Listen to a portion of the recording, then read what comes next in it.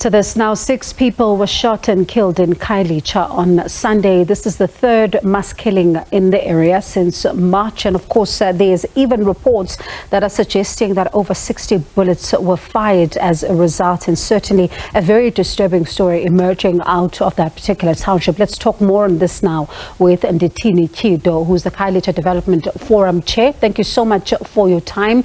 It's really not good news. It's not looking good. It's another mass shooting. What exactly is going on in your view? Good evening, Bongi, and good evening to the viewers of Full View. Man, what is happening in Khayelitsha right now, it's a very unfortunate situation indeed. If one looks at the close succession with which these mass killings are happening, taking from the last two just less than a month ago or a month ago. Now this really necessitates us to all of us at leadership, community leaders, religious leaders, government leaders at all 3 levels, to really come together in an earnest endeavor, Bongiwe, to deal with the matter that leads to the killings in Khayelitsha. There's too much finger pointing in terms of the levels of government as it relates to what the response should be and how should such a response be coordinated. But we've been talking with police, but we feel as a KDF now that we need the entire justice cluster to come together to devise a strategy that is going to be lasting and stopping the killings in the area. There's suggestions that this could be gang-related. Others are saying they simply don't know what's going on. As the KDF, what do you think and what are you hearing on the ground is the possibility here? What we are hearing on the ground, because that's only that we can rely on, is that the gangs or the group of racketeers, the extortion racketeers who make their trade collecting protection fee from mainly the spaza shops that are in the majority owned by the Somalians. That's what we are hearing from the streets.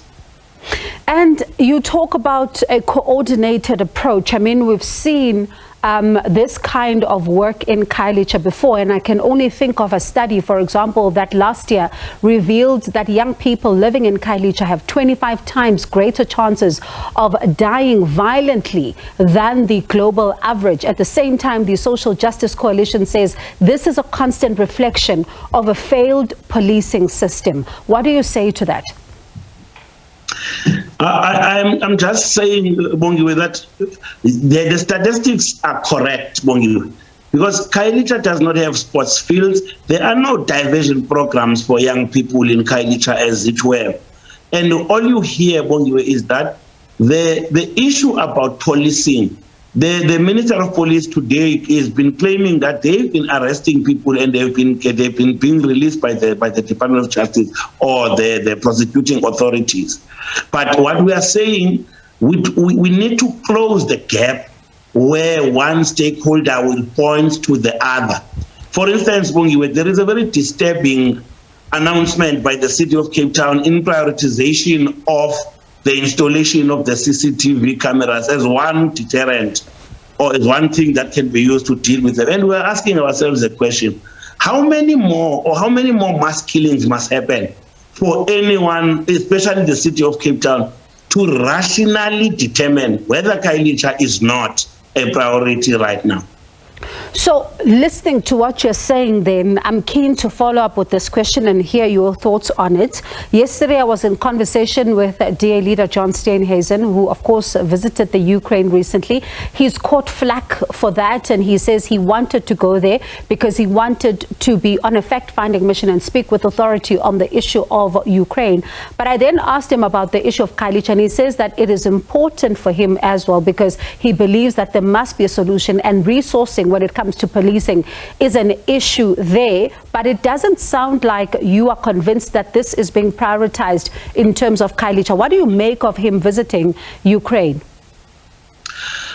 Look, as the KDF, we try and steer away from people's political expediencies, Sisbongi, because what I'm saying to you right now, what is on the media right now, the city of Cape Town does not have Khayelitsha as a priority area, even after the more than 7 mass killings.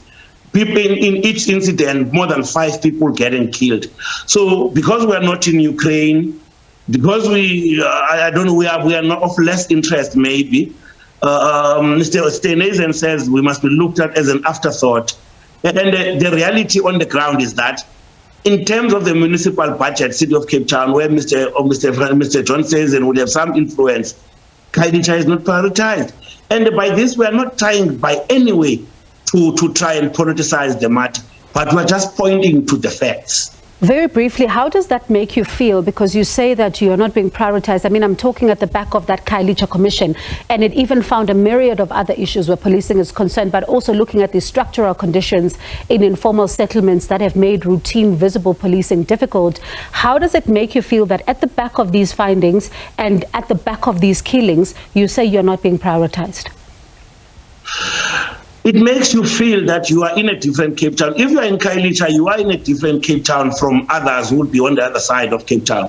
Surely the issue of the tales of two cities comes to mind immediately, because I'm saying to you, the entire country is gripped with the mass killings in Khayelitsha. Yet a municipality responsible for that area, on the area of safety, does not have that area as a priority. Surely that's a misnomer. All right. Thank you so much for your time, and we'll certainly try to get a sense here of how the city is going to be able to deal with this and the various stakeholders, as you say. That is Ndithini Tyhido. He is the Khayelitsha Development Forum Chair.